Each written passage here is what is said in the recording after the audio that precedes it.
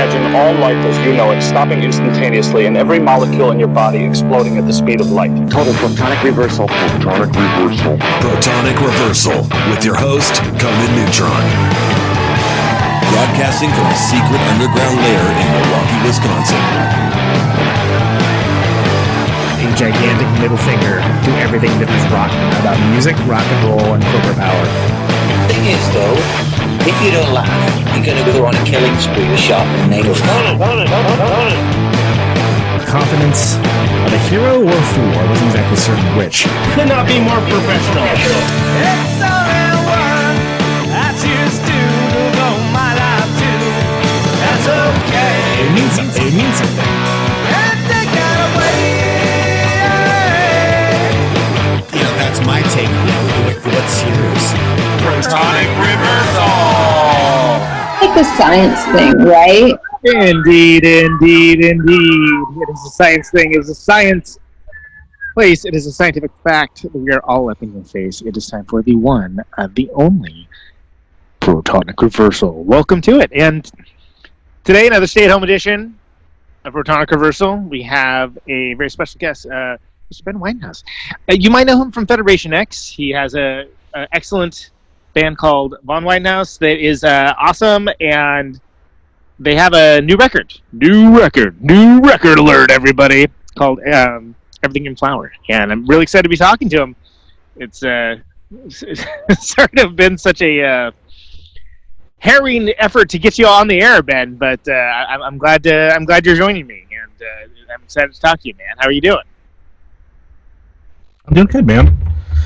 Can't complain, you know. I mean, same as everybody else, right? Yeah. How are you doing has now turned into a disaster movie style level of exposition for a lot of folks. So. Right. Exactly. Yeah. No, for the most part, absolutely fantastic.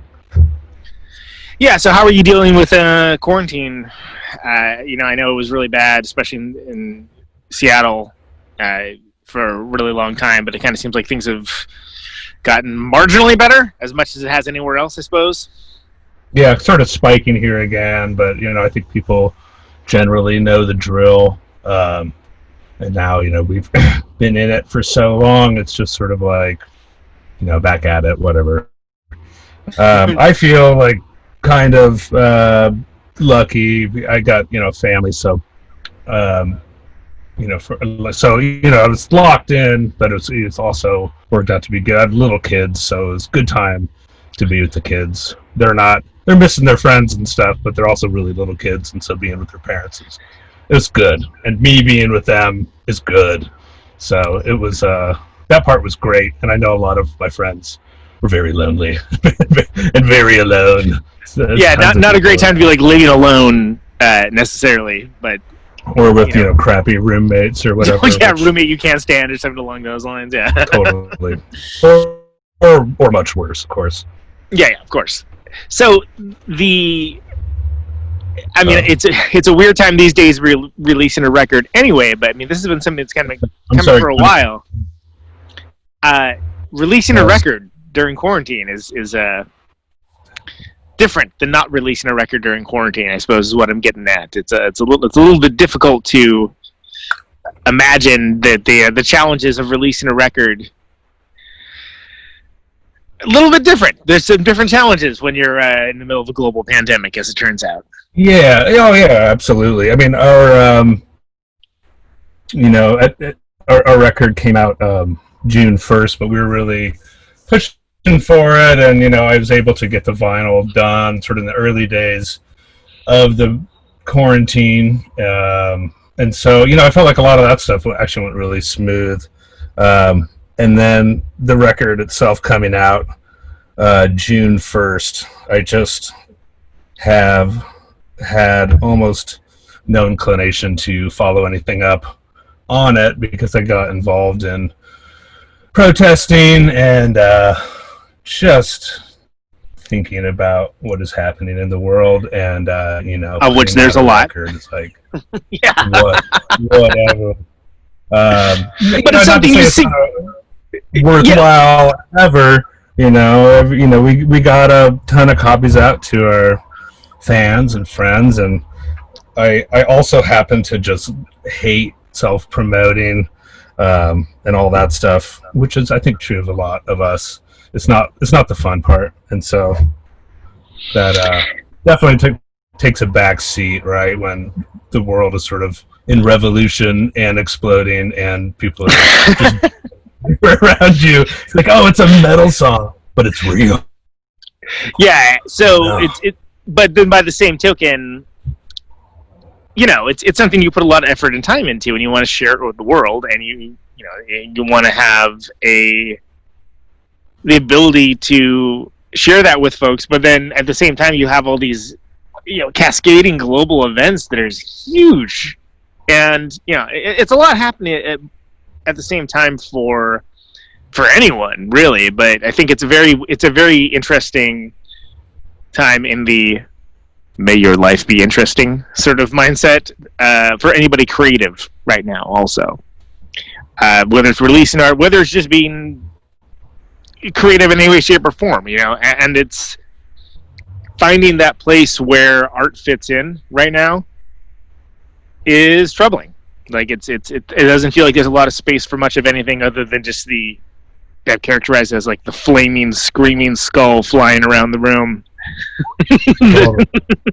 I mean, and on the other hand, there's, for some people, there's a lot of extra time, or there was a lot of extra time at home, and there are, I would speak for myself. I did have a lot of time to create, and I did a ton of projects, and it was very rewarding.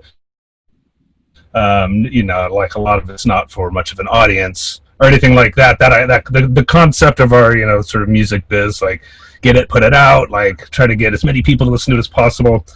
That whole sort of churning thing, I feel like it ground to a stop. But personally, for making art, having some time to, be able to play a lot of music at home. I made a lot of music with friends. I wrote a film score. I mean, so I got a lot done, and I feel like that's just making art and music like a personal thing. It hasn't been that bad for me, at least. It's been pretty good. Yeah, it's almost as if music is kind of taking up more of for a lot of folks, more like a therapeutic place, rather than any kind of, well, certainly not. Different for different folks, like not less coming at less from a careerist angle. Like no one's releasing a record and going on a tour for 6 months right now, and that's just kind of a universal constant. So it's interesting to see how stuff shakes out, with there being on one hand so much time for people to consume new things, but then also just a completely shredded attention span because of world events and something new that seems to be happening every 5 freaking minutes. Right. So I guess where I'm going at with that is, it's like you put out a record, and it's a beautiful record. It's well done. The music's awesome. The layout's awesome. It's got like a unified thing. Like it's something that there's a lot of work and effort that goes into it. And then it probably feels a little bit strange to be throwing it out into the world right now. I mean, do you feel like it's something where, it's maybe not necessarily going to get its time in the sun right now, or are you just not worried about that? Yeah, I mean, for sure. I think every time you are putting out an album that you've worked a lot on, and I've always made, with both Federation X and the 3 albums I've made under my name, have taken my time with them, and and really just spend a lot of time, and it's nothing really prolific about my output, but it's consistent over a ton of time, and you get really excited. I think anybody does. You put the whole thing together, and you've worked with a ton of people, and you've got great mixes, and it's really exciting. And at that moment before it comes out, I think it's undeniable. Everybody would feel it's like, I just can't wait to get this out. This is we invented this thing called music. It's amazing. Yes, yeah, exactly. Right. It's incredible. If everybody listens to it the way that I've listened to it, but really, it is a big moment, and but then we just move on. it's out there. I want more people to hear it, and I think it's really great, and it will still be out there. And we're on to the next thing. But I think, as you were pointing earlier, before the pandemic and before the BLM movement started to grow, me and my bandmates were making plans to, go down to California and up to New York and to Europe. And that, of course, has all come to an end. And now what we're talking about is not like, what live streaming event can we do at a Seattle bar or something like that? Which is fine. I mean, that's great. But what we're really talking about is like, let's get together, us, when we can and when we feel safe individually, and like play music, as you said, like on a therapeutic level. It's become such a personal thing now. Everything's turned so inward. I feel like now, for the five of us, or those of us who will be able to meet up safely, it's really just about like, I miss playing with you. I miss making that music with you. Yeah. And so it's not in the grand scheme of things, that's like kind of a good place to get back to. Absolutely. And so, I mean, I think it's different for different bands and for different artists as well. For some people, active creation is very much a social thing. For some folks, it's very much a solitary thing, and it can be hard to balance that out when you're. And again, you mentioned, you're a guy with a family. It's not necessarily going to be first and foremost in your mind a lot of times. There's other concerns, like there's children that must be educated and things along those lines, right? But that said, I mean, from an outside perspective, and realizing that I haven't seen the band. I mean, I saw Federation X many times and enjoyed the shows over the years. But I always thought that there was a very cool unorthodox visual that you sort of developed with like this sort of talk show thing. It's like an arresting visual that makes for a great picture. And it seemed like there was an evolution of process to it that I was curious is how much of that was kind of figured out ahead of time, and how much this was like, oh, this is cool, let's try this, shoot from the hip situation. For the Ben von Wildenhaus stuff, it was definitely like I was playing solo a lot when I lived in New York a few years back, and so I played a lot, and I feel like I worked some with artists and some more like site-specific installation stuff and sort of responding to a room I was in. And then, I don't know, I guess, it sort of developed into a character from there. And then when I moved out to Seattle, I started playing a ton of shows around Seattle, and I was playing in mostly bars.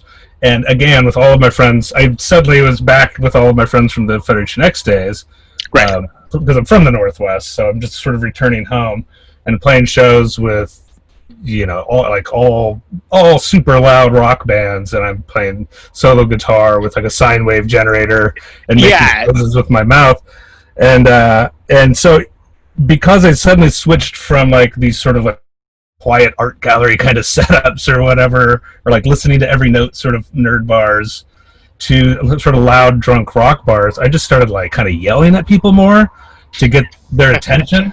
Right, to kind of get over just as a functional thing, yeah.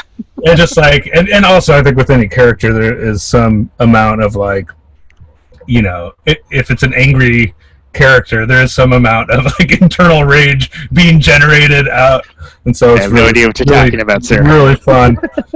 And then also it was just really fun to sort of create. I played shows for years, just me and the saxophone player, John Sampson, who's a composer in Seattle and an old friend, and who plays in Von Wildenhaus as well. But we did a bunch of shows together, and we would, at the beginning of the show, let's sort of like just read the room and be like, okay, John, I'm going to be playing, I'll play 3 songs, and you don't come to the stage. And then on the third song, you come from the back playing the saxophone. and then he's like, we're kind of reluctant. Like, he's like, oh, man, I don't want to be involved in this shit. And then he's like, oh, okay, fine.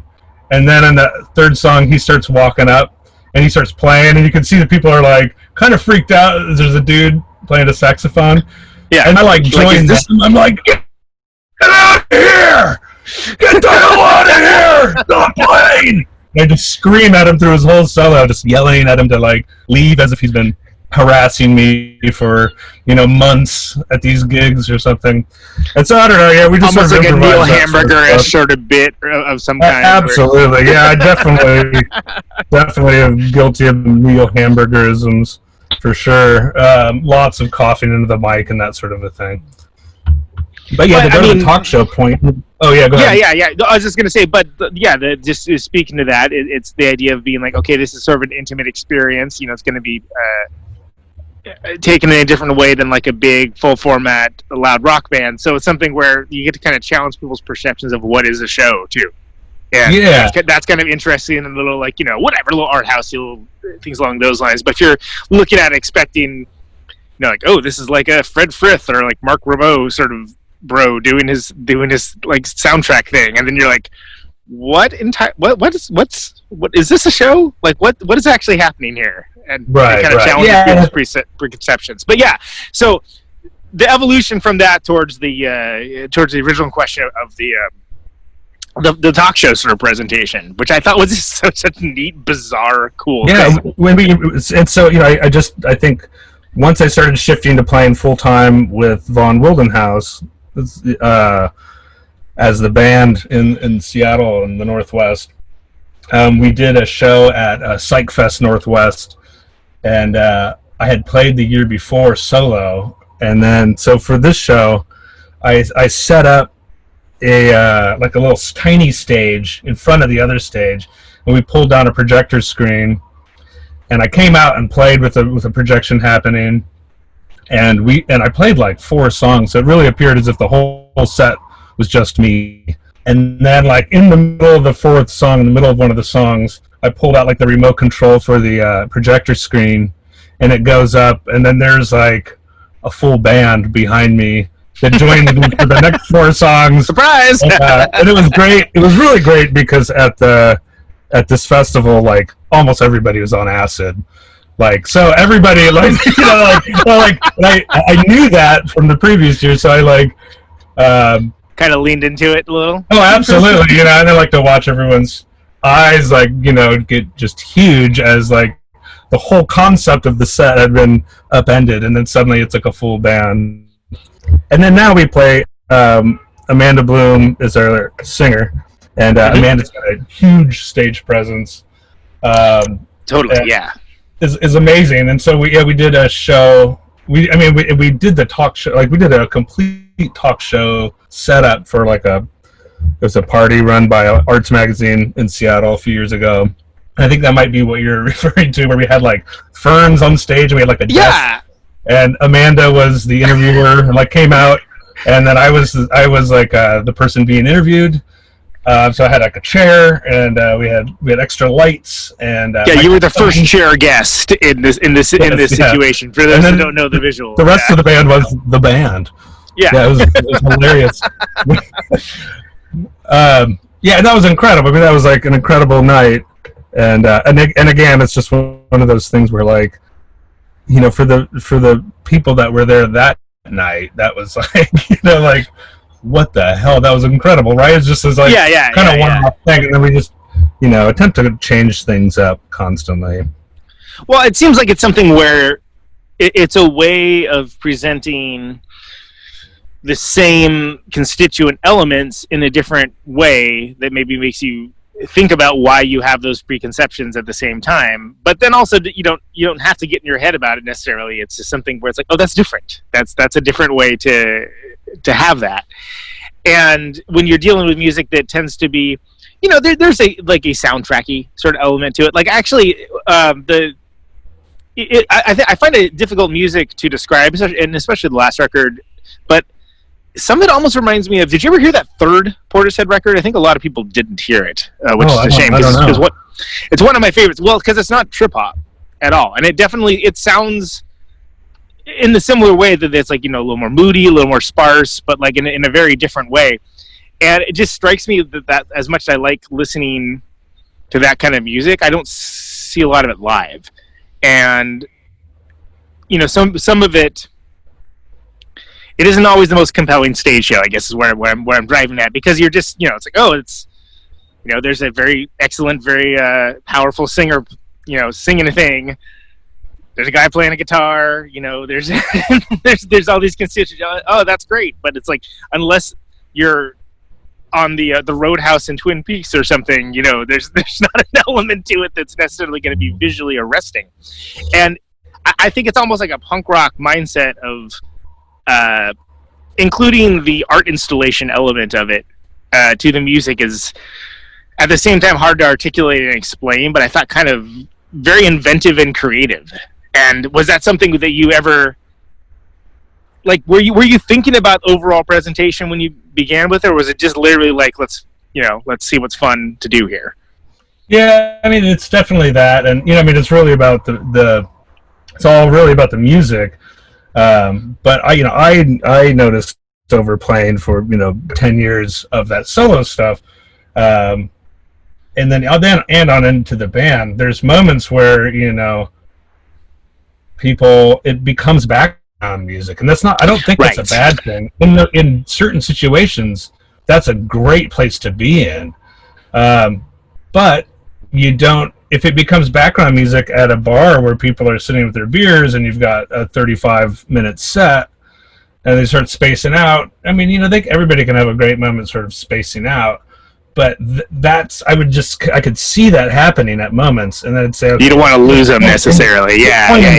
In the middle of the song, I'm just going to make the most fucking horrible noise on the guitar for like a minute straight, and people you see them snap back into total attention, because it is it's like, all right, just slap somebody in the face right now, right in the middle of soothing them, so that they're constantly being challenged. I think that that's true both visually as well as sonically, but I think the focus is on the sonics of it. But the visual aspect is that I end up becoming kind of this angry clown character, compared to Amanda's complete super hyper stoic composed. Yes. Yeah. So you get this gritty. I'm like an opera singer or something.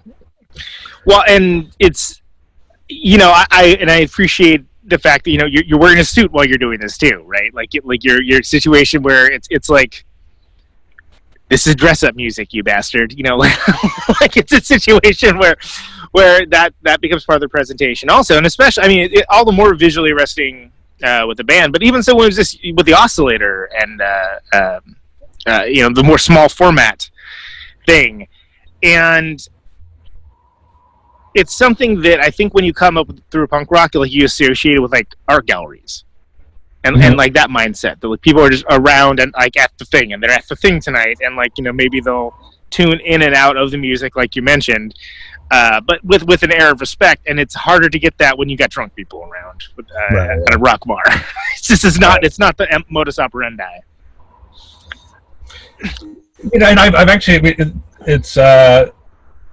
there's I think anybody that is playing music where you want people to focus on it. There are moments where there are nights and there are performances where it works perfectly, and the set is set up, everything's perfect, and people get totally drawn in for 40 full minutes, and they're locked into every noise, every movement, and it's great. But of course, it doesn't always happen, and I've found that if you want that to happen and it's pulling away. It sometimes works to just literally yell at everybody and tell everybody to shut up and be quiet.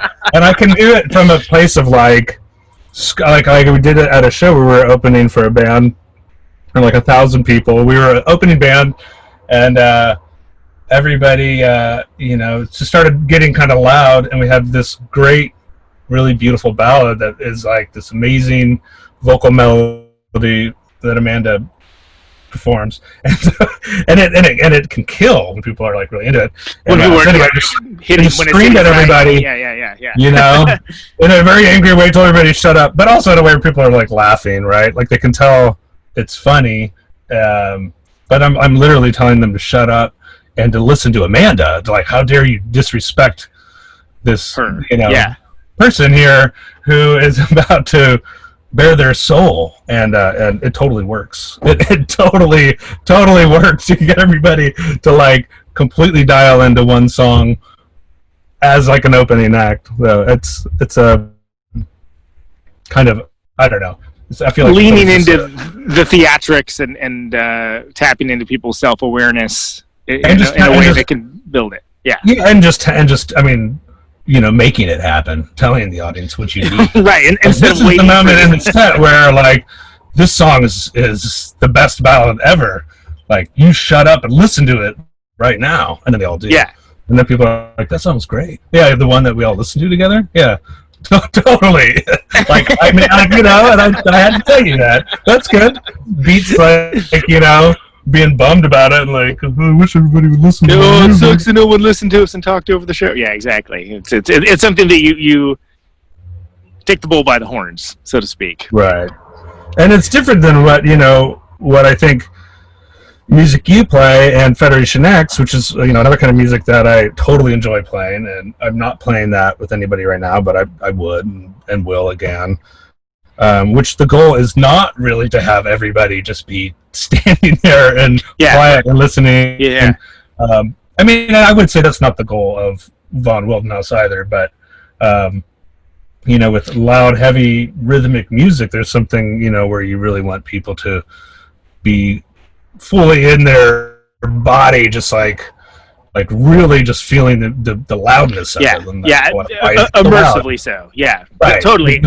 Full immersive experience sonically. Well, and it can be difficult to get things over to a rock crowd that way, because if you don't have that sonic element to it, if you don't have that immediately, there's a lot of bands like, when Big Business starts playing, it's not going to be like, there's not going to be any confusion about what's happening. It's a physical force that's like right there. But when you're doing something that's coming from a more, for lack of a better term, like cinematic place, where it's like it's a mood building thing, man. If you're in front of the wrong people, or if you're in front of people that just are not on the same wavelength, so to speak, it does require something to sort of like set the table, and it requires some kind of effort to get them where they need to be, even if it is just for, like, as you said, like just a song or something, or just kind of, the punk rock thing is that, like, oh, look at this pretentious stuff. right? It's automatically pretentious if it isn't loud punk rock. but that's the difference, is that we've opened for Big Business a few times, and like there is a big crossover in like a Seattle or Tacoma audience for those kinds of music, and it is because my whole band all did come up in punk rock bands, and now we're doing this completely other thing, but we have a similar mindset, and we're absolutely able to open up for Big Business, and it's just like it works absolutely, and there's a continuity to it that's not maybe a sonic thing. But there's something there, as opposed to, like a really great, like if Red Fang opened for Slayer or something, like Slayer fans would still want to kill Red Fang, even though they're like a fucking great metal band. Like why is that? I don't know. Because they committed the crime of not being Slayer. Yeah, exactly. We're like, I don't know. In our scenes, I feel like, I grew up with, Bills being as wildly different as possible, and I've in Olympia in the early 90s, and I still always sort of want that to be the case. If I'm at a show, I appreciate it a lot more. I mean, it's punk rock as mindset rather than sonic hallmark necessarily. Absolutely, yeah, totally. So with Von Wildenhaus, and then also with like just the solo stuff in general, it kind of seems like it was sparked off of composition, like kind of like it's sort of like, well, you're making these like soundtracky kind of situations, and you're learning how to like express mood with these tools at hand. In some cases, very limited, especially when you're starting with just like, okay, it's just a guitar and then like a thing that a small device that maybe most people there be like, what is that thing? What's that little thing making that noise? And using a like almost like the 8 crayon set versus like the 64 crayon set of having different players and people do different things. Did you feel that, coming from a punk rock background, that like taking this walk down this avenue of playing music this way, is that something where thinking about it in terms of music and paired with vision is something that hit differently than it's dudes playing riffs at each other's in a room? And what was that evolution like for you, coming at it from sort of like working man's like loud rock situation to doing something a little more different? Totally. I mean, and I think in one way that the Federation X stuff and a lot of the von Wildenhaus stuff is similar, is that like things are definitely written. I guess it's just how I play guitar. Like there's parts and they like interlock and like they're very similar. Now with von Wildenhaus, I have always had fun being able to improvise and like having that be more a part of the practice, which was hardly at all the practice with Federation X. We had compositions and they were just the same.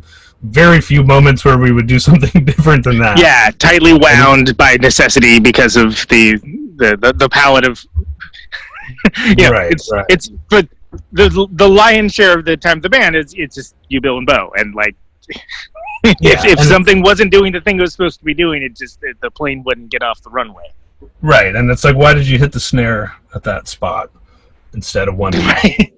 time? Well, that would never be a conversation because Bo plays drums perfectly and exactly the same every time.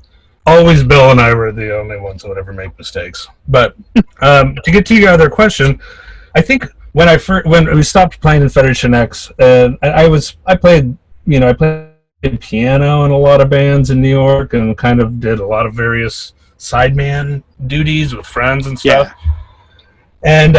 And some rock bands and stuff like that. But then when I started playing by myself, I really was interested in playing like as quiet of music as I could, and really just sort of developing as a guitar player. And one of the things I did was that there was a bar on my block, and I knew the bartender who worked on like Wednesday nights. So I asked them if I could set up in the back where they keep all the kegs, and just sort of around the corner from the bar in the sort of dark area, and set up my equipment and then mic it and then play it through the surround sound system. There's a kind of bar where a lot of people are just in there like having food, but mostly people are just in there like drawing and just doing nothing really, just kind of chilling out. And so I would just sit back there and then I just wrote a ton of music, and just like improvised a ton. And I was really into this idea of like being complete wallpaper music and like, what is that like? Where there's nothing to look at. And so I did that a bunch, and I did that for months. And people would like, what the hell are we listening to? This is what is this? And she'd be like, it's that guy over there. And there's like, I'm back, like hunkered in the corner, kind of like no lights, playing stuff. And that was amazing, right? And then from there, I moved it into playing live and playing these compositions I wrote, and then quickly into playing with a New York band with musicians there. But yeah, the wallpaper music thing, the library music or whatever, it was a great experience, and like I feel like I learned a lot from doing that. But ultimately, then when you're in front of a group of people again, there's that sort of desire to grab their attention. And like, so and maybe that's sort of the ultimate tension of my music, is that I'm creating something that sounds like this, like, very chill vibe. But then with the lyrics and with, with some of the visuals and definitely with some of the sort of noises and like the abrasiveness of the saxophone over it, the goal is to, really freak people out a little bit, Right. It's background music until it isn't, and then that's right, baked into the concept. Yeah, hoping that people like realize, like our drummer called it easy listening for demons. Or he's got a lot of good ones. He also calls it light wave psychotica, which is okay, which is also a good one. But yeah, the idea being that it's pretty fucking evil, and that's what we're going for is pretty quiet but very evil sound.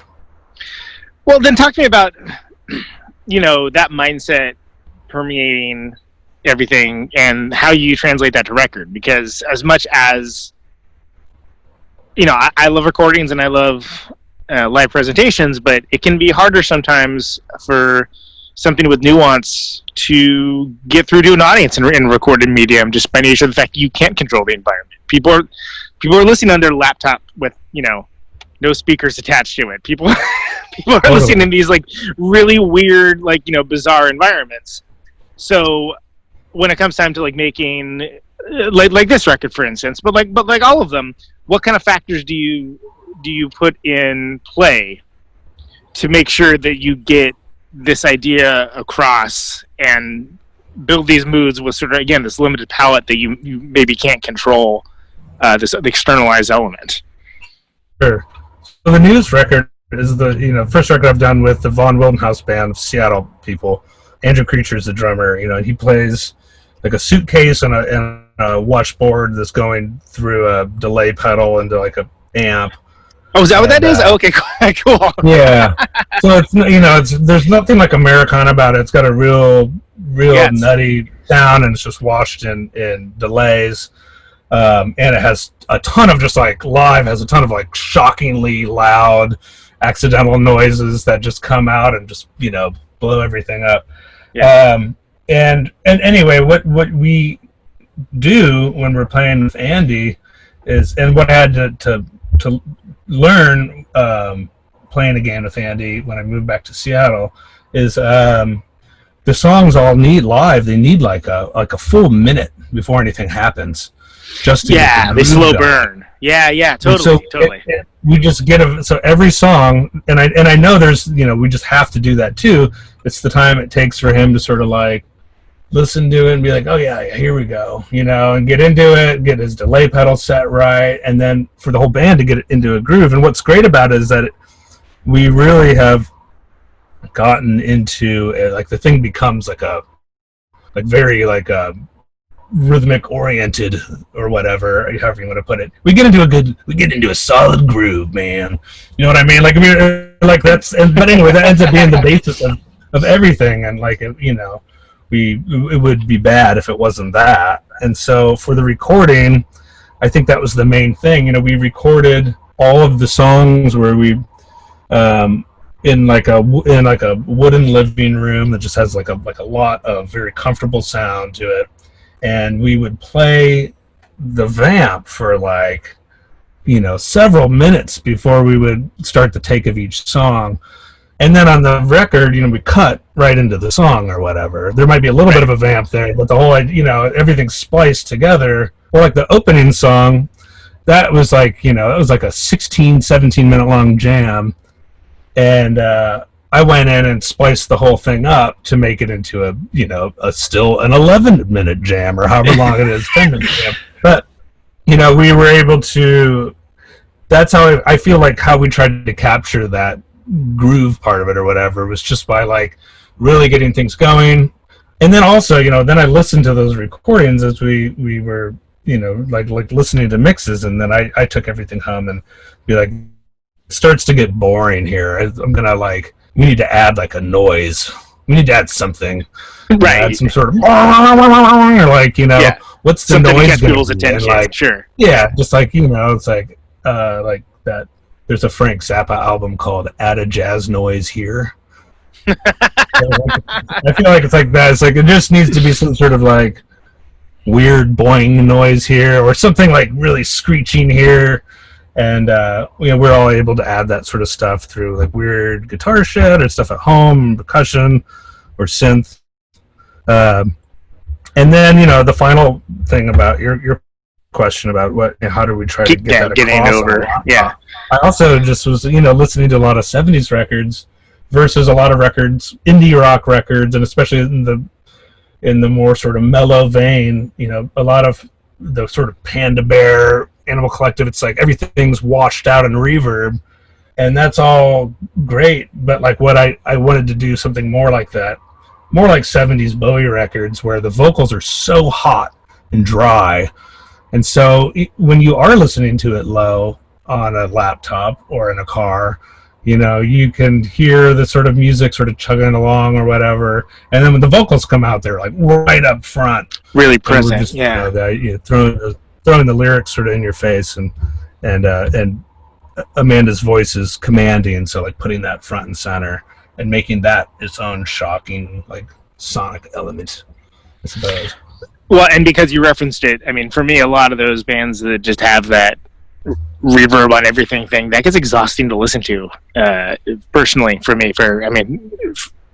I just don't enjoy it that much. Like, it almost reminds me, in a way, of, there was that time period in the 90s where everything was, when there was being mastered, it was just brick walls. There was just, like, no sonic differences at all. It was just, like, one big pummeling fist the entire time. And unless that's the point, like an Andrew WK situation, it's like, oh, this is exhausting, right? And like the perfect example I can think of is that the last At the Drive-In record, right, where it's just like, oh god, this hurts. Like I don't even want to listen to this. Like this is right. And that's just, again, as you mentioned, just like the vocals being very upfront in that way, as like a 70s, like Visconti sort of situation. That was a sonic hallmark of that era, 2000s. Everybody was trying to make everything louder than everything else. So it's right. It's the loudness wars. Are those over? I guess I'm sort of. Are the loudness wars over now? I mean, it seems like it's for my taste. The records I listen to, it seems like there's fewer of them that are painful to listen to. So maybe that says more about my taste than anything else. But I think everything now. And this is a larger conversation, but like Spotify has its preferred methods. They have little like tutorials of like, here's how to make your music good for Spotify, which is that's definitely a thing that's happened. I certainly have thoughts about it, but I mean I think that the idea that just you want to blast everybody out as much as possible so it doesn't sound quiet compared to the thing next to it on the beginning or end is less of an issue because there's more of a standardization. So I guess their loudness wars are kind of over, but then there's also this idea that you don't know how people are going to be listening to stuff. So by the same token, in an accompanied iPhone just playing a song sounds comparatively better than a lot of people's stereo systems these days. So right. Who the hell knows anything about anything, right? The Christmas records. I wanted to talk about the Christmas records because I think that's that's such a weird and cool thing. And I passed along the Very Reasonable Christmas album. Somebody was a music blog, and it was like putting together weird holiday music, right? And he loved it. He was like, "This is awesome! Like, I don't understand where this came from, but this is awesome." Like, what was that? Just like a, hey, this would be a fun thing to do? Did you have like a stockpile of things? You're like, this seems Christmassy to me. Like, what? I had my friend Corey J. Brewer. Corey of the mighty Cold Lake. Do you know Corey? Of course. He used to play yes. Spencer Moody. Yep. And Cold Lake too. I was a big Cold Lake fan. Yeah, absolutely. Yeah. Corey for years was putting out an annual Christmas album that he was initially making for an audience of just his wife, and then it became sort of like available as a download to friends. I mean, let's be clear, that's a lot of our audiences sometimes, but right. Yeah.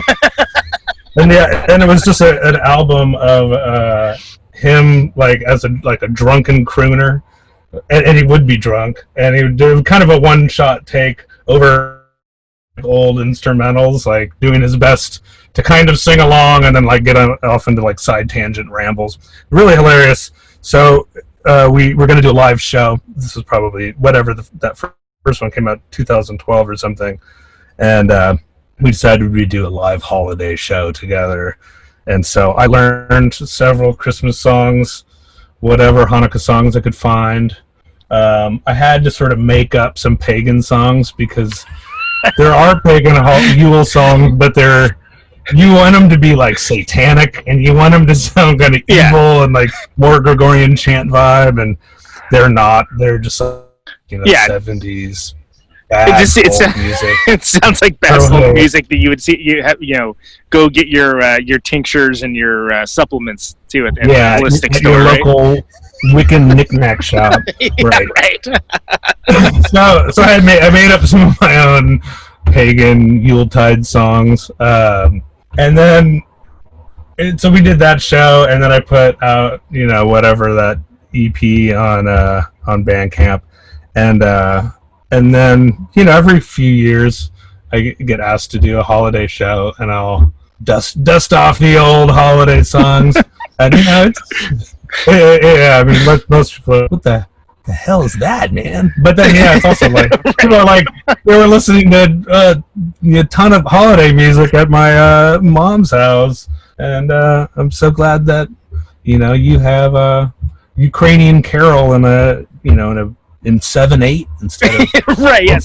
Some of it's definitely not what you would necessarily have playing at like a Woolworths or something along those lines. Right. And that's kind of because it made me think about it was sort of like, well, why not? Why wouldn't there be something like that coming from like a weirder place and for folks? And you could totally slip it on at a holiday playlist, with the parents and the grandparents, and my mom loves it. It's great.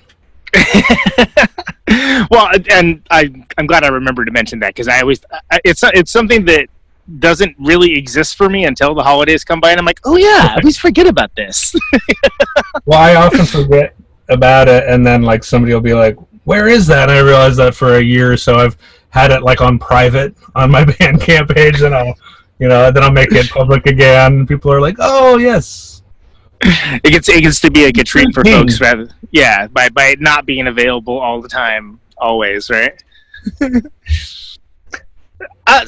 Okay, and I do want to talk about. So it does kind of seem like there's a lot of New York in, especially obviously the early stuff with the origination of the music.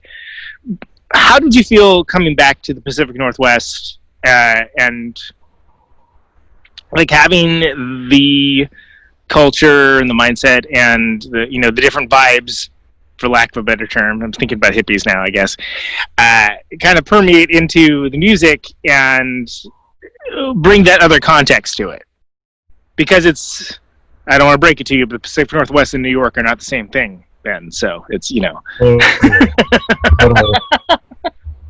I mean, it's, I think, anytime you move somewhere else and you're doing any sort of artistic practice, unless you're a total hermit about things, and I mean, especially with performing arts, I feel like, I definitely am trying to adapt.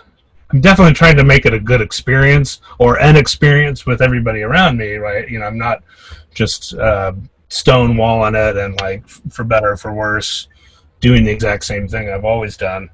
So I definitely felt I adapted moving back to the Northwest. It also was no mystery, coming back, because I've played music in the Northwest forever. Sure. I remember coming through on a tour when I was still in New York, and I played with the guitarist Bill Horst, and who's an amazing guitar player, and totally goes and plays at every great project in Seattle, and it's flown into festivals to do solo guitar stuff.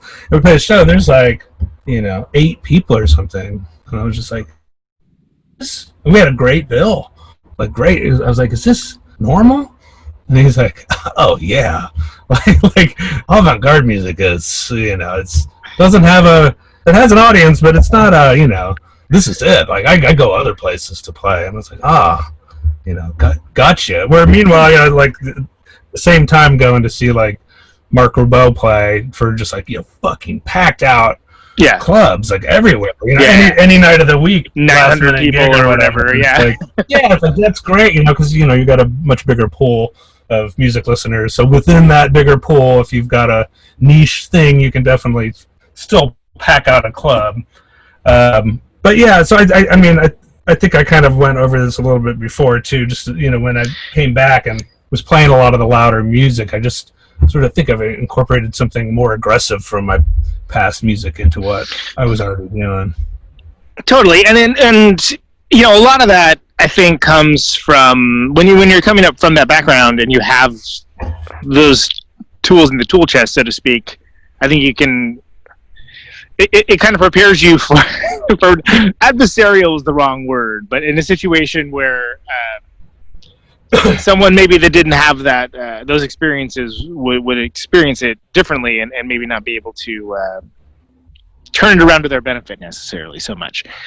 One of the first things when you first came to my attention was with the record with American Folk Horror. The Tim Green Federation X record. And one of the first things that I noticed about Federation X at that time was like, oh, this is a band that's very comfortable with who they are. And then also that it was good, and it was like, oh wow, this is where's the bass player? Like, what this is a weird, and at the time, like, that was a little less common than it would be later. Right. But there was definitely like, you guys had your thing locked in. Like you knew, and it seemed very Pacific Northwest to me. Like I identified Federation X as, oh yeah, they're like they're like a Bellingham thing. It's Bellingham. That is what Bellingham is Federation X. Like that mindset. These guys, making this like heavily rhythmic but like kind of bizarre music that somehow fits nicely between like Carp and Mudhoney, but has its own vibe as well. And that unique voice, and you mentioned, we were talking earlier about like the punk rock as ethos rather than sonic hallmark, and I'm curious as to the origins of that band because, I've talked to you guys, I've talked to you at shows, I've talked to Bill at shows and things along those lines, but unique voice in Federation X, and obviously you're much younger men there, but like who were you looking to kind of like put you on a path, or did you have anyone to kind of put you on a path? Oh yeah. So Bo and I went to high school together and we played music together in a band called the Teamsters with Ian from Japanther and another buddy of ours. Japanther, wow, yeah. And so we all went to the same high school. We had the punk band and we played with like Unwound and Carp and Kicking Giant and Irving Claw Trio. And just this wide array of great bands in Olympia at the time. And Bo and I just loved Carp, and Ian. We all loved Carp so much. We were just a few years younger than them. They were like, whoa, they're like 19, Like, whoa, this guy's like having they're so worldly and so seasoned. Cool. We were like, 16. We're like, wow, that's so rad. And we loved their band. And Bill was friends with the Vanecks, Ian Vanek and his family, from Yakima, Washington. So he would come out, him and all the people from Yakima would come out to see Carp, see Unwound, see the Yo-Yo Go-Go's and stuff like that. So we actually got to know Bill when we were all 16, 17, 18 years old. And then ended up in Bellingham a couple years later, all of us. And Bo and I have always had some project happening, whether or not we're playing. Like we've got some idea. And picked up with Bill, and we were all on a very similar, wavelength about music, and kind of coming, from Yakima and Olympia and ending up in Bellingham, but definitely super Northwest. So, that's, we started playing when we were, 20 together, the three of us as Federation X, and just kind of came up from there. And I think for us, we were just, we're just making whatever we thought was great or whatever. And by the time we started playing, it had moved very far. In our minds, it moved very far from Carp.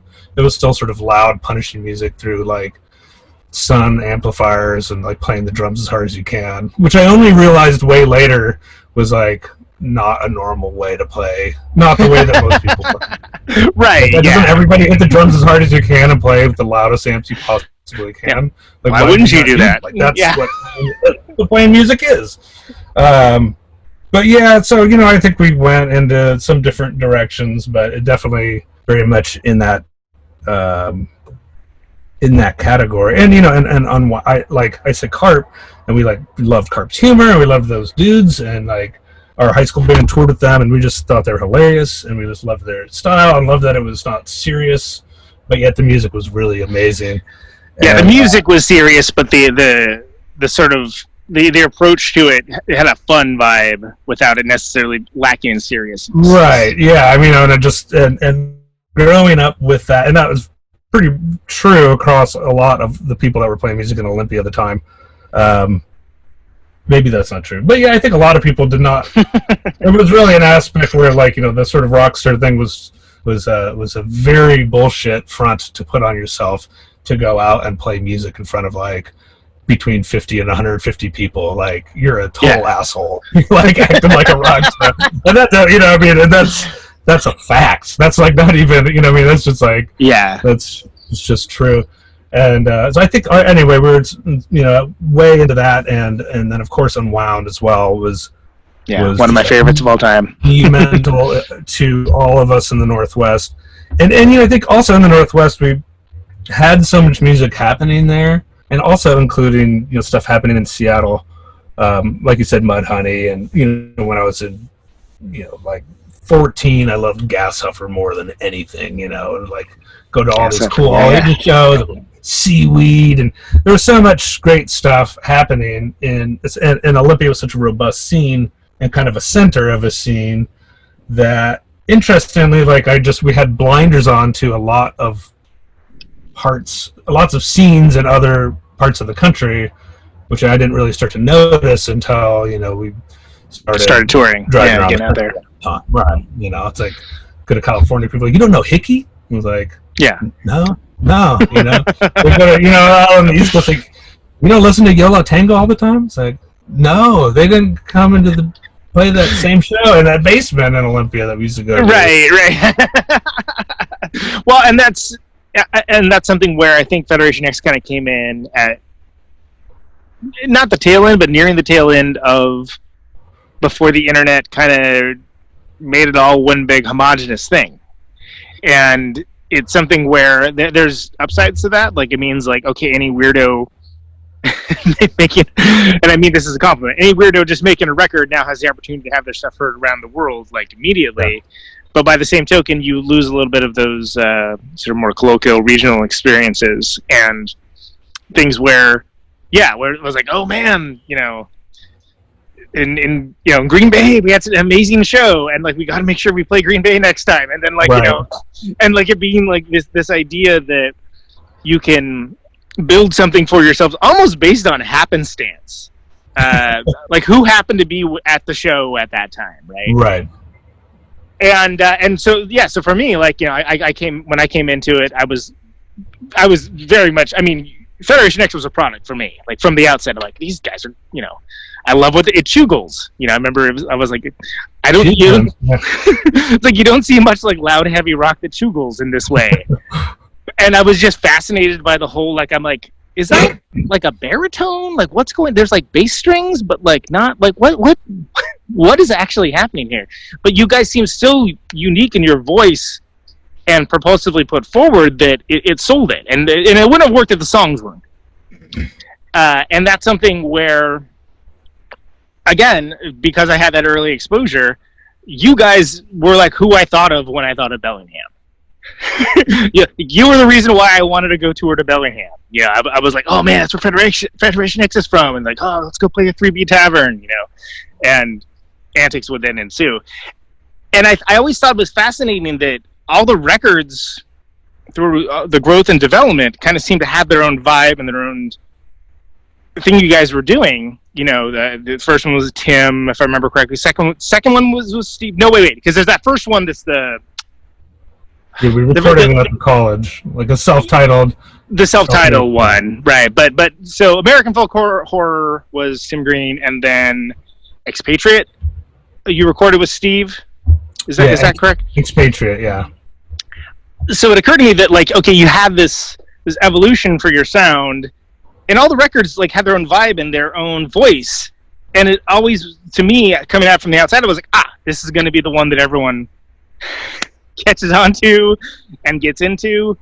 Awesome. This is it. I'm so stoked for this. And then it just kind of seemed like, for whatever reason, the timing, well, in some cases, was very piss poor. It just the world kind of went another way. Like, well, American Folk Horror was like 2001, if I remember correctly. Yeah. Right? Yep. And it kind of seemed like, just as hardworking of a touring band as you guys were, it seemed like the air got let out of the tires by like events and exterior events. You guys were always kind of like not quite in phase with being able to parlay that into a bigger thing. And I think that, I mean, it's, and you know, personally, we blew some opportunities as well. It's a little bit of both, but definitely, as you know, the 2000s went on after 9/11 or whatever, or I should say after 2001, after that first record. You know, definitely we would go into all of these towns and these small scenes, and we started noticing the people our age, in their 20s or younger, were definitely moving. There was like a lot of dance punk happening. You know, it's like, and then right into a lot of dance music, and you know, we're like you know, like a bunch of boars just like playing this like grinding music. We're like, all right, whatever, you know, and still, you know, like making great friends, having great time, and making fans, and you know, whatever. But it didn't sound like, you know, third generation Gang of Four ripoffs, which is what everybody was like really busy trying to do. Yeah, it definitely felt there's a little bit of that, right, where it's like the wrong time or whatever. But also that music is exactly of that time, so I can't say that. And the other thing I think was when Expatriate came out, we had been touring just non-stop for years, and in Europe, hit really hard. Hitting it so hard, and we were hitting over and over again the full U.S., and then, you know, interspersing that with up and down California all the time, and the interpersonal stuff got just really harshed out. And so by the time that came out, we didn't tour on it when it came out. Bill was living in New York. Bo and I were living in Bellingham doing something different. So we sort of missed, you know, I personally, you missed the window. None of us would ever regret that, because also, like, it was you know, we just had to do exactly what we had to do. Yeah. I'm sure that, you know, Touch and Go and Dave Kreider at Estrus totally regretted that we didn't tour right on, like, on that record, and go do 5 more tours. Yeah. I mean, in retrospect, we were young and just hungry and taking every tour, and we would do shit like, in the middle of a tour, we'd get a phone call and be like, "Can you guys be in Austin? Like, we'll change your other show that was in, you know, Louisiana, to another date. Can you guys turn around and be at this festival? We just got offered it." And we're like, "Yeah, it's only 16 hours away. Let's do it." You know, it's just it's down the street practically. Doing shit like that all the time. I feel like that was our approach to touring. And what, you know, in retrospect would have been better is to have pumped the brakes a little bit, written the record, and do what, you know, people say you're supposed to do, is then tour on the record instead of just touring incessantly and then, you know, recording a record while you're on tour, and then just totally burned out. So, you know, we didn't really play much after the record came out for long. It was a while before we finally went on tour, and, you know, that definitely didn't help getting that record out and about. And anything we had built up for that record, it's like, oh, that's how, you know, the music record market works. Like, you build up, and if you don't tour, then you sort of lose that. It has a limited cycle. Yeah. So, well, and if something, you know, some stuff catches fire and becomes something that you know, people discover new every year, but if you're trying to do it as a sustainable model of like having like the live band along with making the records, if you don't find a way to lock into that flow and that timeline, whatever that happens to be, if you're misaligned or out of phase in that way, then you're not ever really going to get the benefits of it. And it's a shame, because I think that Expatriate's a great record as well. I still listen to that record to this day, and when I play for people, they're like, "Wow, what is this?" You know, just like with folk horror, they're records that have aged well. They don't sound of their times, which, I mean, there's bands that I even listen to that from that time period, it's like, oh yeah, that sounds exactly like this year. And I don't mean that as a compliment. And then you got a break for a while. How did Rally Day come about? So Rally Day then came about. We did some more touring, and then we started going out. Bill was living in New York at the time. Yeah, because you're doing the not cross-continental, Trans-America. We started, Bo and I would go, and so we started just going out to New York a lot and touring from there, and just playing around there. And then, so at some point during all that, we ended up in Bellingham, and I think we were writing songs in our friend's studio to go on a tour, and we realized that we were only like a couple songs away from having a full record, and we were already set up, and we had been renting out my friend's studio for a week and a half or something. So we just rented it out for another week, decided to record the record, and recorded it.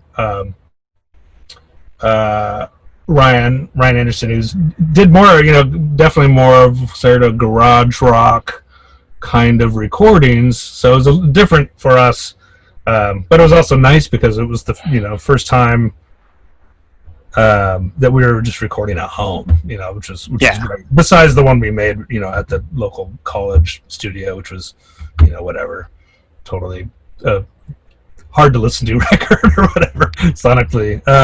So yeah, we and again the band, like those decisions we were talking about, like there's those sort of. In retrospect, it would have been smart to do this other thing. All of our decisions have always been about like maintaining our friendships. Because we started this band so young, there was never like, this is the band leader and we're the hired guns, and they'll get a new drummer. Right. We all write songs together, and we didn't know any different than that. And we were, like I said, friends from high school. So that was, even when we would argue or whatever, the most important thing is that we were like maintaining our like friendship. And so like that break we took needed to happen, right? Like we needed to not go on tour, or else we definitely would never have like been friends, like who knows what, but like it would have been a horrible time. And so by the time Rally Day came around, we were playing again a lot and having fun. And so that album, I think, was just like a lot of us having a ton of fun and like and getting back on it and writing new stuff. And we were playing, we had several songs at that time where like I played through both amps and Bill just became a solo lead singer, which made those shows. And so for that whole period, we toured a lot, and Bill's out in the crowd, and it was great. And we went back to Europe, and ended up also in Tel Aviv around then, did a series of shows there. And and so it was the music was like a lot funner, I think we were just like really really amped up, and anyway, yeah, that's that record. Yeah, and then I saw the tour too, and then it did occur to me that the Bill puts down the guitar and becomes the front person thing was like, oh, this hits a little differently now. Like this has got like a different vibe. Like it had like a very and it wasn't a thing like, oh, he's doing a Jesus Lister thing or anything like that. It was just like, oh no, this is hitting differently. And I think I remember you had Josh from Dog Shredder playing second guitar for you. Oh yeah. That was around the around the 10-inch, I think. It was that tour. I think it was like, was it the Covered Wagon still, or was it something different? I'm trying to remember if Josh. It might have been whatever the Covered Wagon became.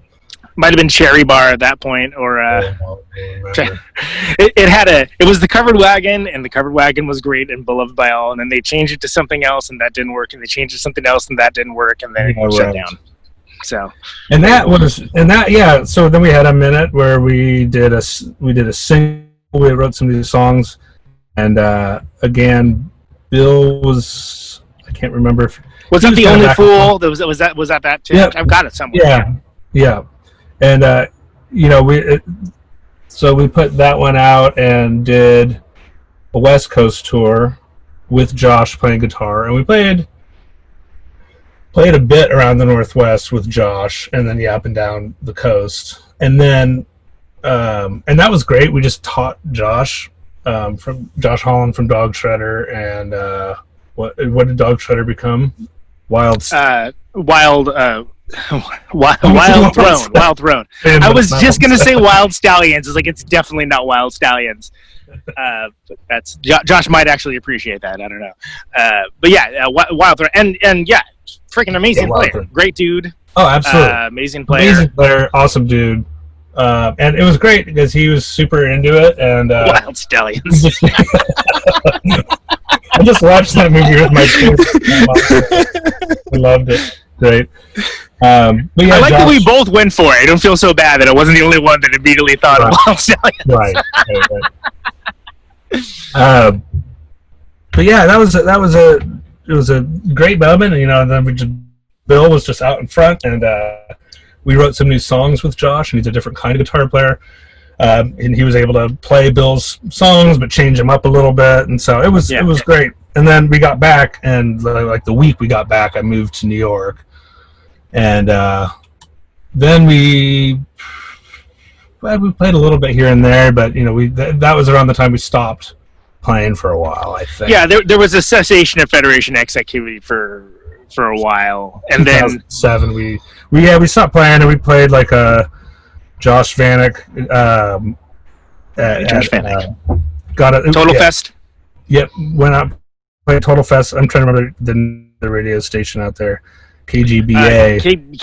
Yes. Sponsored us to come out one year and play, and which was great. And we played Bellingham a few times and played in New York a few times, and then we did a Monotonics tour. I guess we every few years we'd start playing again and write another 7-inch or something like that.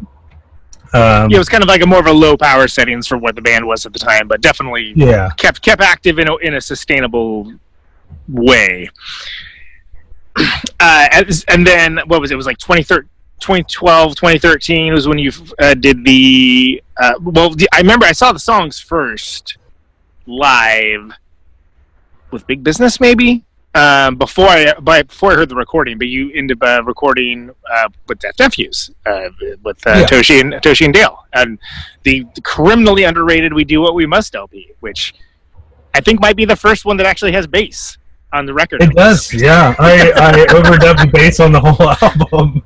Yeah, were you just like, oh, we could have been doing this the whole time? Well, for another reason, I was recently re-listening to some Expatriate, and I was. It's like, oh, we didn't do like any overdubs. It's like if I would do an overdub, it would be so minimal. The goal at the time being just to like accurately represent like everything that is there to be in the song is already there, like in the composition of it is how we thought of it. But then with Death Nephews, we were like, let's bust out that piano, let's get, and then like, yes, of course, let's put bass on the whole album because it sounds awesome. And we played some shows. Just a handful after the album came out with Hosey. I'm so pissed at myself for not seeing that. Yeah, because I've known Hosey for years. We played a festival in Portland. What is it called? Oh, why am I forgetting the name of it? Oh, it's a great festival. Anyway, we played a festival in Portland, and and shows throughout the Northwest with Hose. And that was amazing because, Hosey's a great bass player and is a super awesome person. Yeah, and, just an all-around badass, just an asset to humanity, and then a great player as well. And it finally had that one thing that people were telling us was missing, and we were like, "Fuck you!" We don't need a bass player or whatever. Assholes, shut up.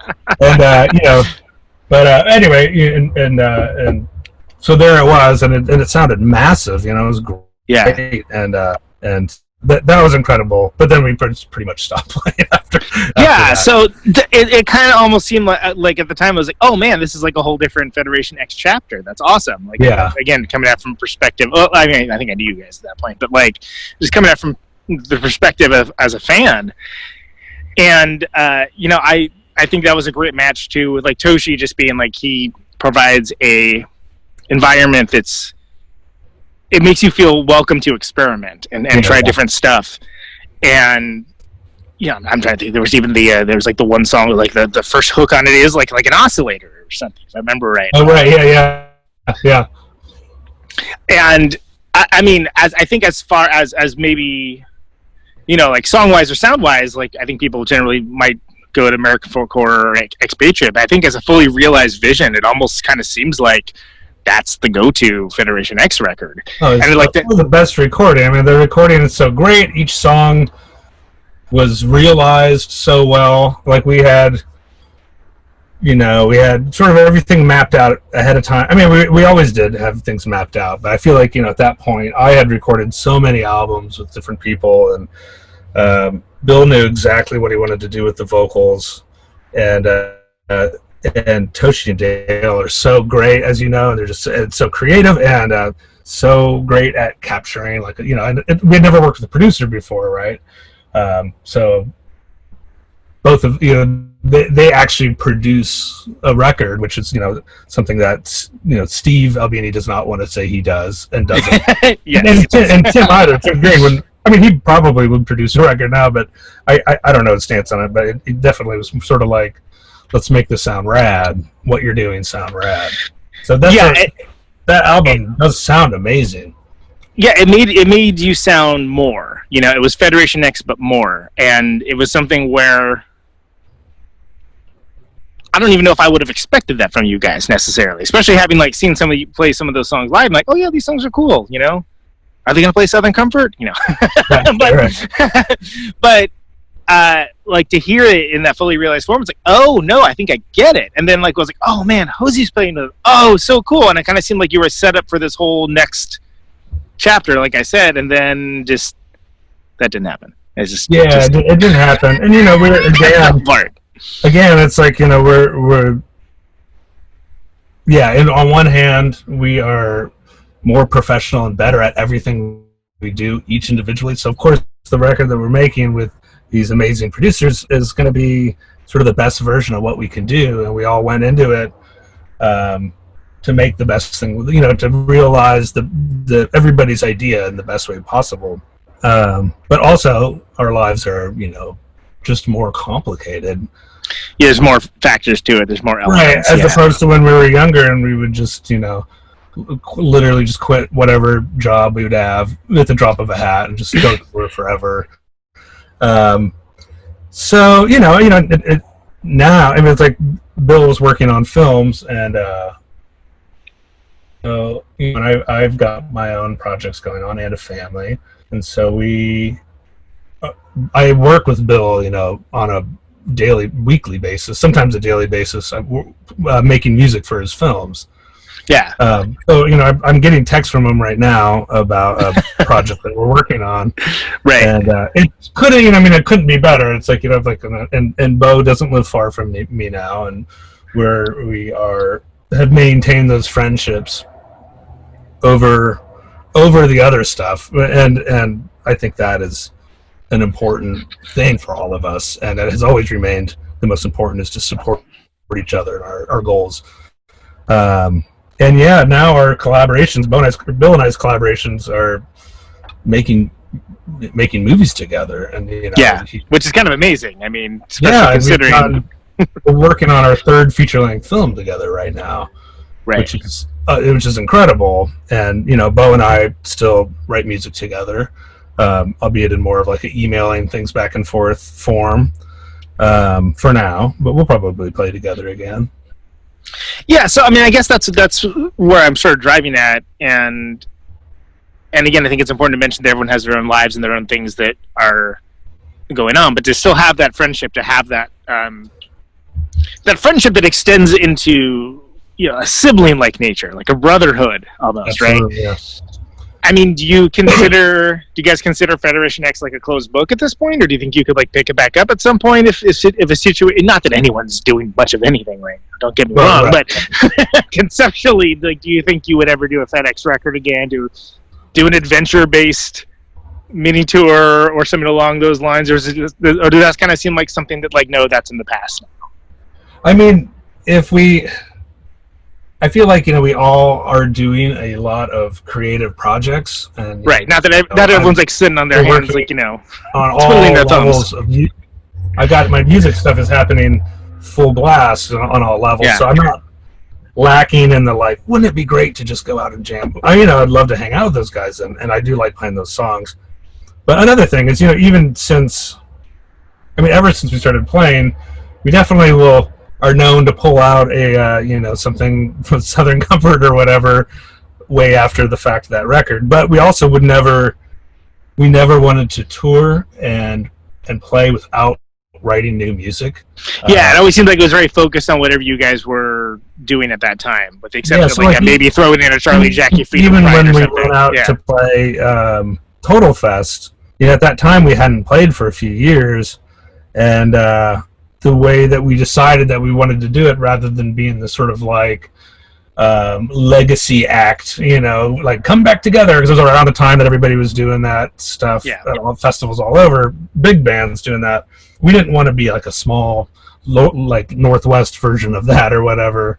So, we sat and we wrote songs in New York, Bill and I, with Bo, and like sending stuff back and forth, and got together in Montana, a few days early, and figured out how to play the songs and did it. And every time we've gotten back together again, we've never, even if somebody offered us a show, and then the goal is like, well, then we should write something new. Yeah. Because why would we just go out there and do that same thing again? We've all got. Well, go play the hits that never were. Yeah. Yeah. Right. Yeah.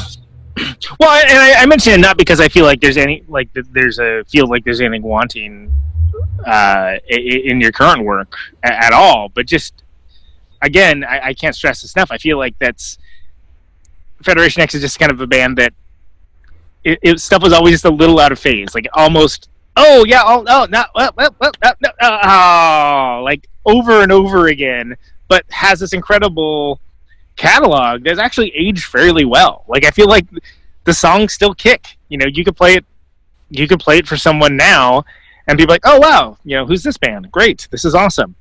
And in a way that, again, that's the idea, right? When you're making a record, you don't necessarily want to make something ephemeral and that's going to be instantly digested and then moved past. So I don't want to like belabor the point or anything, but I think it is something that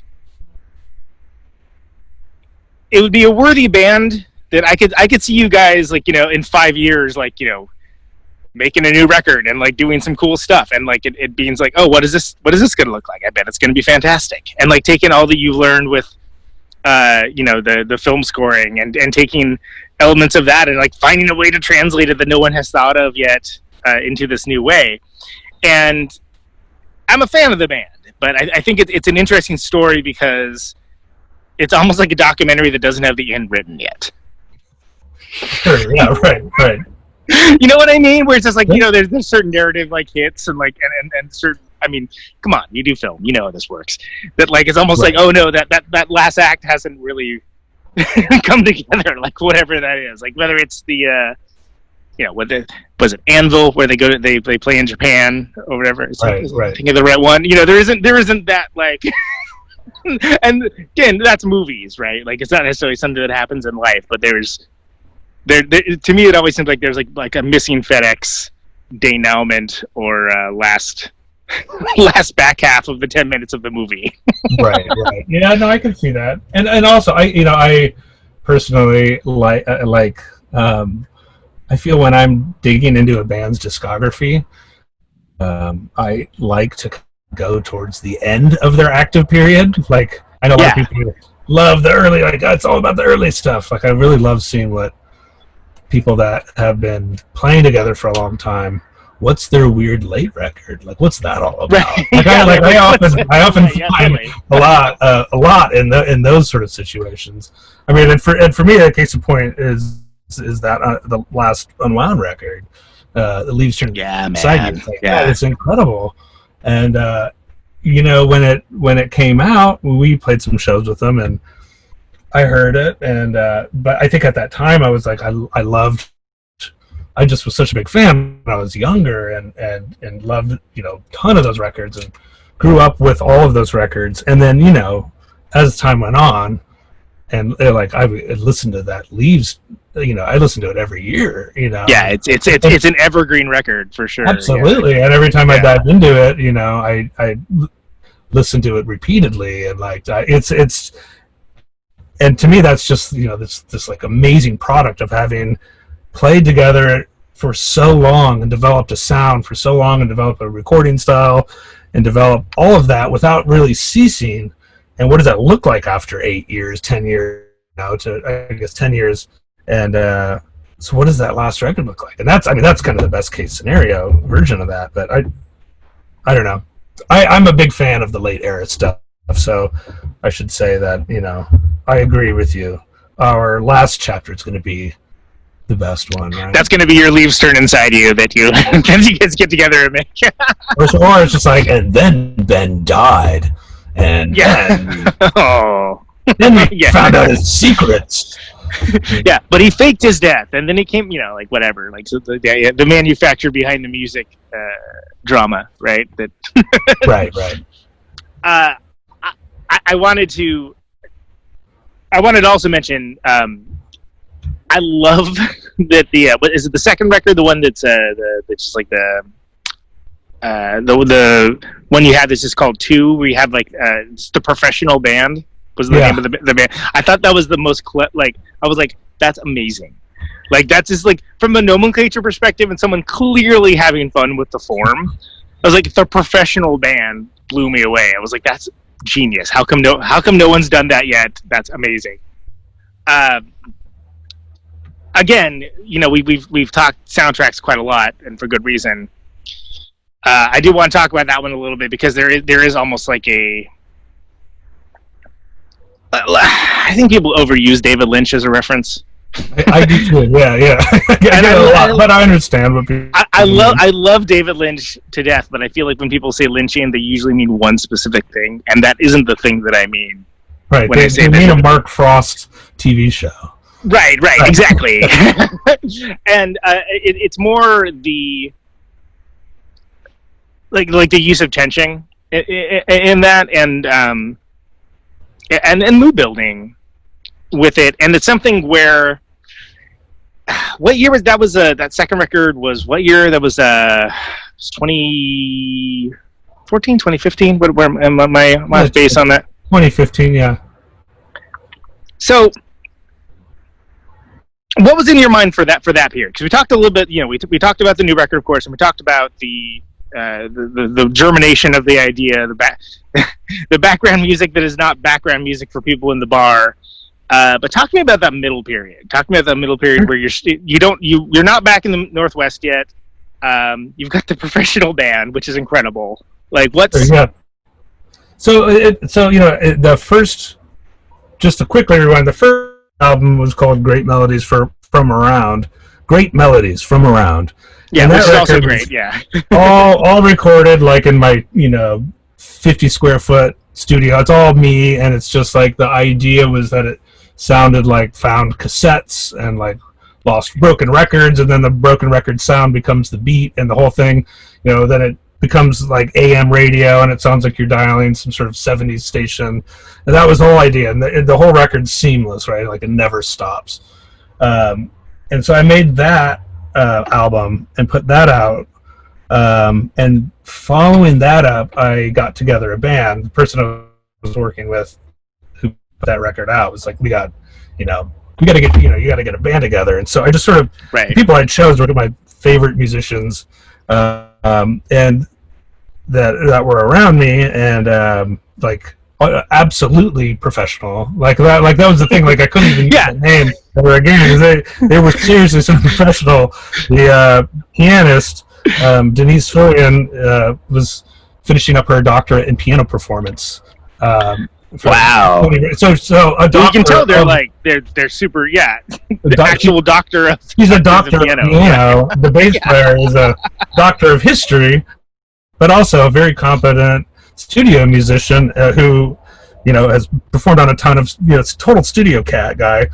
And the drummer Anthony LaMarca has his own career and also plays like War on Drugs and it's a total studio dude and a professional touring musician. So getting that group together to play those songs from the first record was the impetus to write the second record. It was like I can write anything on sheet music, which I'm not great at. It wasn't a practice that I had with Federation X or whatever, but I kind of knew how to do it.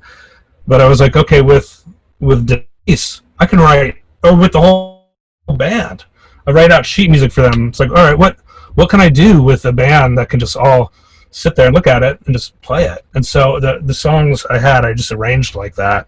And it was the sort of experiment, like what happens if you have like a total studio cat band, and then there's just this sort of like weird element happening over it. Right. So that was sort of the element. You would be the weird element in this. Yes, right. Okay. Right, but it's kind of the Steely Dan method, right? Where you just get like the best. You get players. the contract killer. Yeah, right, and they lay it down. Yeah. And that band was incredible because it would be so minimal, and unlike Von Wildenhaus, that one would be so minimal, but with a ton of space, kind of like a low key Booker T vibe. Totally. I can hear that. Yeah. Absolutely. Super dry, and like bass and drums were so locked in, and Anthony, who played drums, would often play no more than like a tom and like one cymbal for like a whole song. Super minimal. Yeah. Absolutely. And he played for years with Dean and Britta, and did a similar sort of thing in that band, which is anyway, incredible musician. He's got a ton of albums out, plays with everyone. But that was the impetus behind that record, was to see what we could do, and I got Clara Kennedy, who is a professional violinist and a great singer, to sing on all of side one, and side two is the singer-songwriter Scott Matthew, who's another person I play shows with in New York, and he's amazing and has it's like a great career. And I was able to say, like, would you come into the studio and record the song? So the album actually is a mirror record, which is something that I feel like I explained a lot around at the time, and I spent a ton of time making this true. And it's such a weird concept that nobody cares about. But if you look at the grooves on the record, grooves are identical on each side. It's got a I'm blanking on the term, but it's where it's like the, not synergy. What am I thinking of? Where it's the same on both sides. Yeah, it's symmetrical. Totally Yes. So the whole side one, it's like the first song is 2 minutes and 37 seconds, and on the other side is part two of that song with 2 minutes and 37 seconds, and all of side two has Scott singing, and all of side one has Clara, and both songs end with like a ballad with actual vocals and text. And we played around New York a lot before that record came out, but as we were recording that record. And that was, great. And Clara played with us a lot. Scott played with us a bit.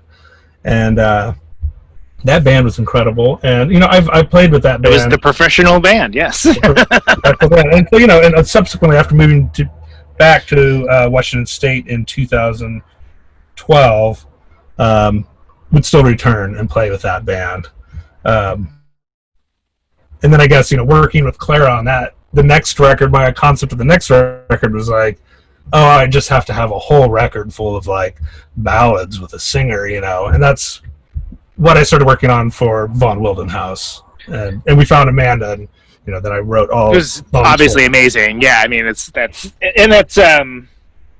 again, there's certain hallmarks that people always use when it's sort of moody music with like a powerful female vocal presence that aren't always the most accurate, but they get used every time, right? Like that people think of your Beth Gibbons, they think of your Julie Cruzes and things along those lines, and I think that's more because of a limited lexicon of examples to pull from than it does from any actual sonic hallmarks. But I mean, it can't be overstated that these aren't punk rock vocals. Right.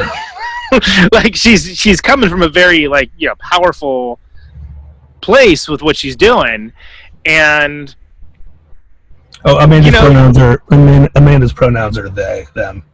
Oh, okay. I'm sorry. So they're coming at it from this real powerful place, but it's not even though it has all this power and force behind it, it doesn't sound forceful. Like it just sounds.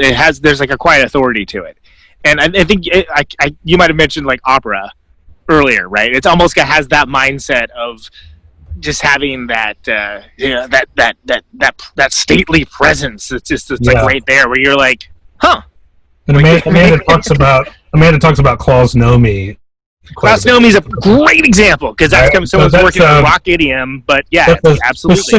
That's a specific thing that Amanda talks about. Like, did you ever see the Klaus Nomi? I think it's Saturday Night Live. Klaus Nomi with Bowie doing "Man Who Sold the World." God, so good, and you're just like, what? Like, if I saw that when I was a kid, I would have been like, what's going on right now? This is amazing. I mean, I saw it as an adult and I thought that, but really, if I thought it as a kid. But yeah, she's got that same.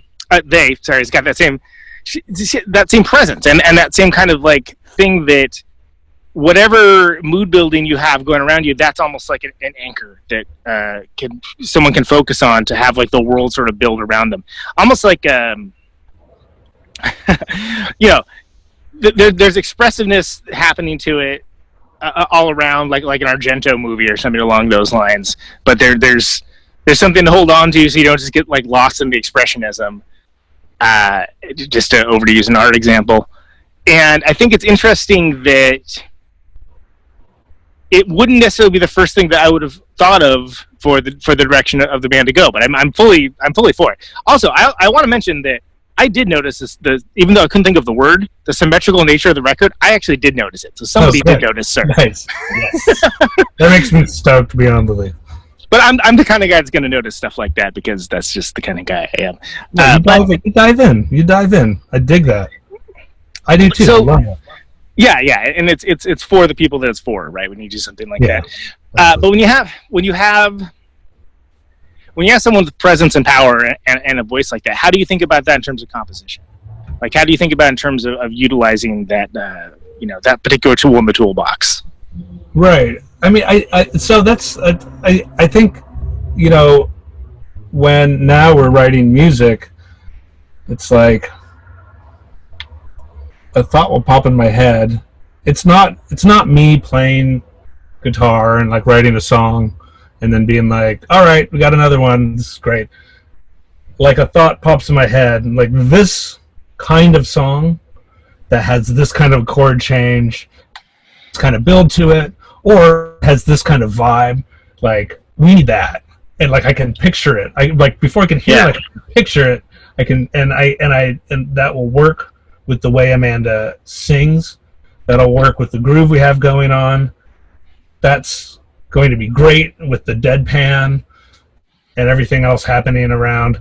And then I write the song, and and then it sometimes it doesn't work, but other times I can pull it out, right? And it's like, we need this sort of like Velvet Underground type of song to happen here. Yeah, totally.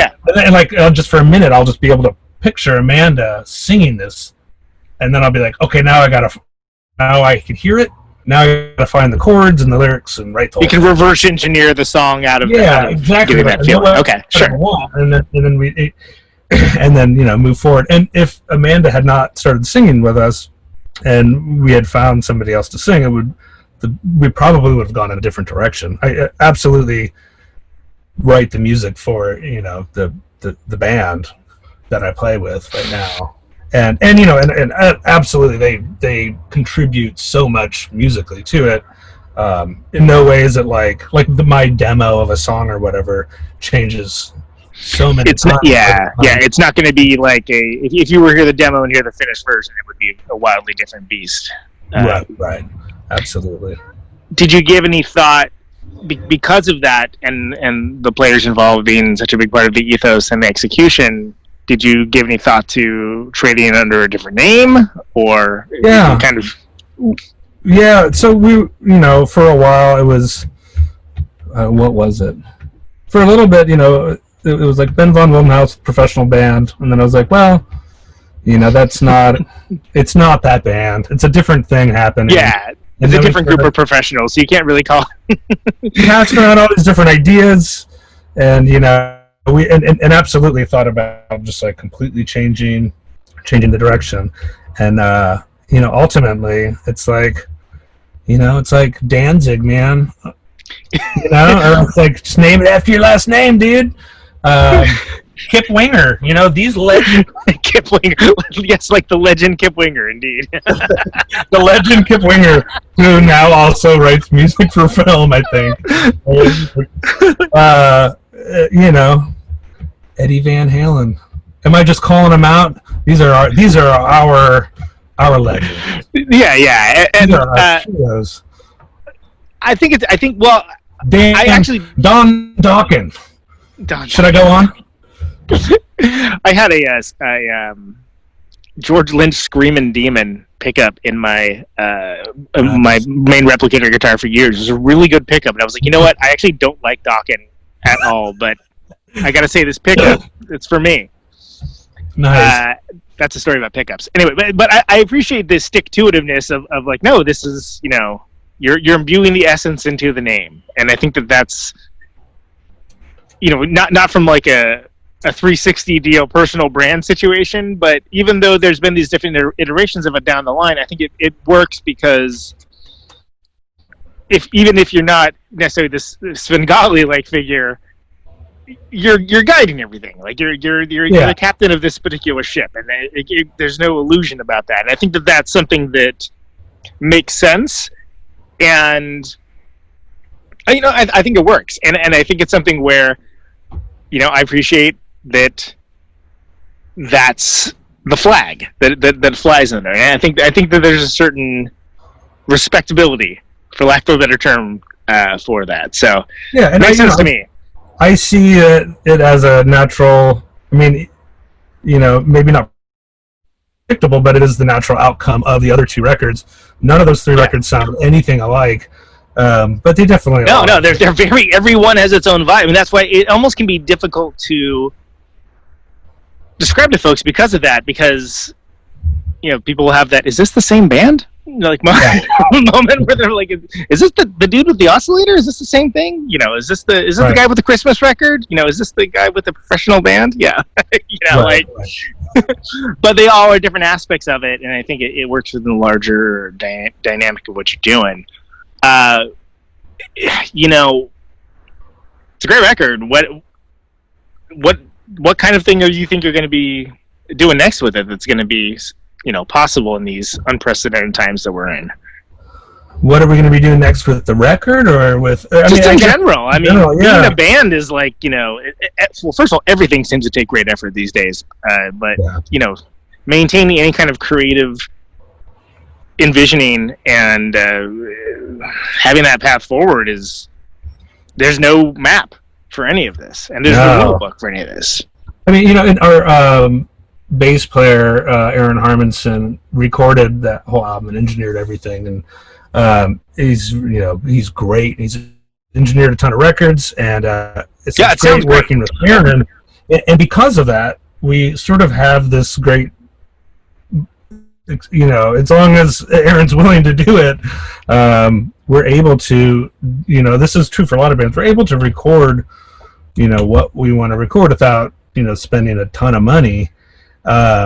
So right now we're all still social distancing because everyone wants to be safe. And the goal, though, the next step is just we have a lot of songs, because believe it or not, that last record took years to record. So with some of those recordings, the initial recording that we later added to are years ago. But we are going to start. We have already started recording, and the idea will be, instead of sort of building it up over a long time and releasing a proper album, is just to be putting the songs out one by one. As do it like singles almost, like where it's we have some songs that I feel like were written lyrically a couple years ago or in the last 2 years, and it would be good timing to get them out now.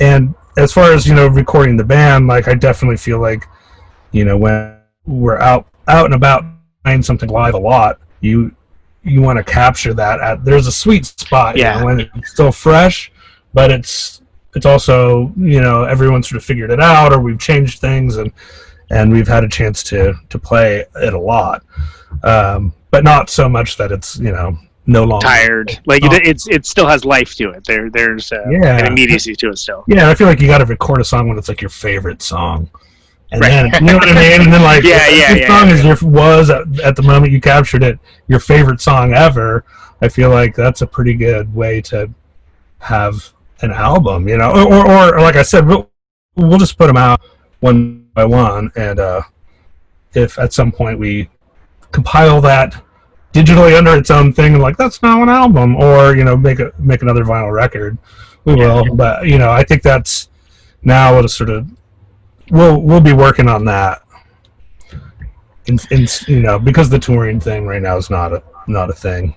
Yeah, I mean, the good news is you don't need to be touring to make some, what was it, Lightwave Psychotica? Was that what was the the terminology? I mean, it's something where you're almost making music that's very easily consumed now because people have the time, you know, like where like maybe they would potentially be impatient, other than the fact that, again, flaming, screaming skull flying around the room 100% of the time, always.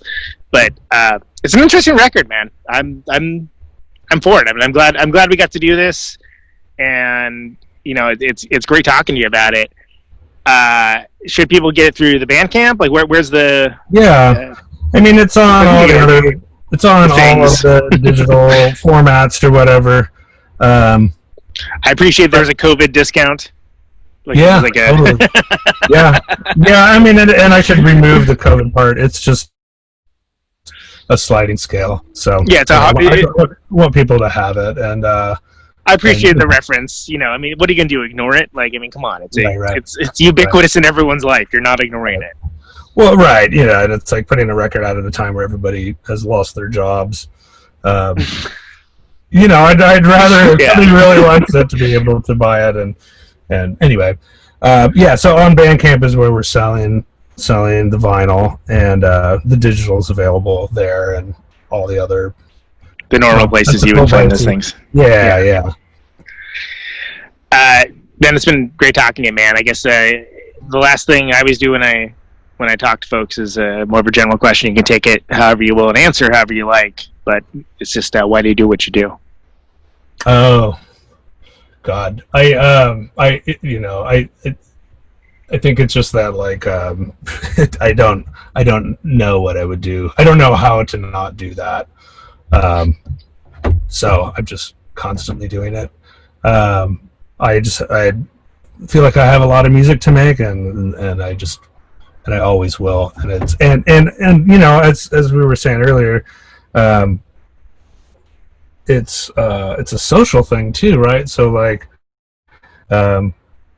playing live music is the way that I see a lot of my friends, and sharing those moments of playing live, and like that sort of musician to musician moment or whatever, like, is something that I just value so much, and it's part of some of my best friendships. So my band now, as Federation X, is some of my oldest friends.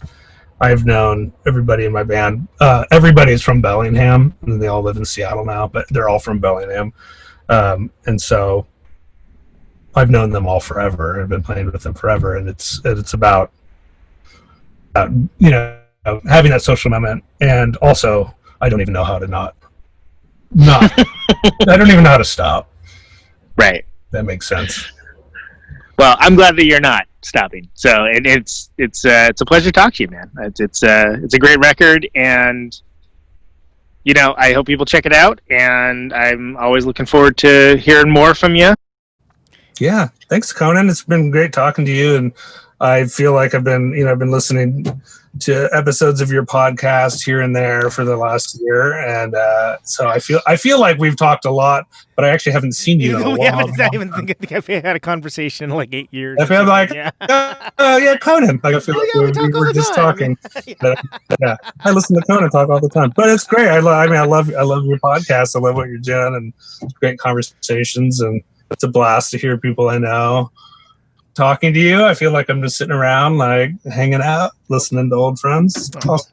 Well, thanks, buddy. I appreciate it. Well, I'm glad that I'm glad we made this work, and sorry for the scheduling hassles on my end, but No worries. I don't have much to do. Was there any specific song you'd like me to play you out on? Did you play Drones? I was going to. Well, I was going to throw that. Oh, under post. it's got a curse word. I guess I cursed a lot. It has one curse word. I guess that doesn't matter, does it? That's fine. It's fine. We'll play it out on Drones. How about that? That sounds good to me. All right, brother. Stay safe. See you, dude. Be good, dude. All right, here we go. Drones. Von Wildenhaus. Radio note.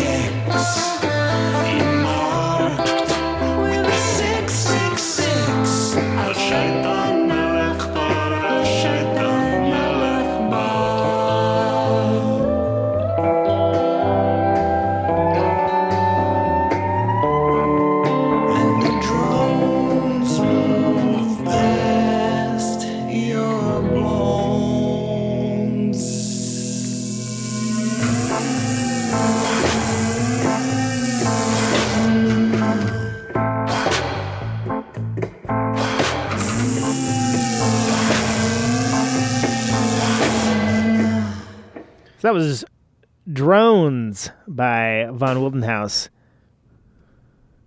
off of the record Everything in Flower that just came out recently, as I mentioned.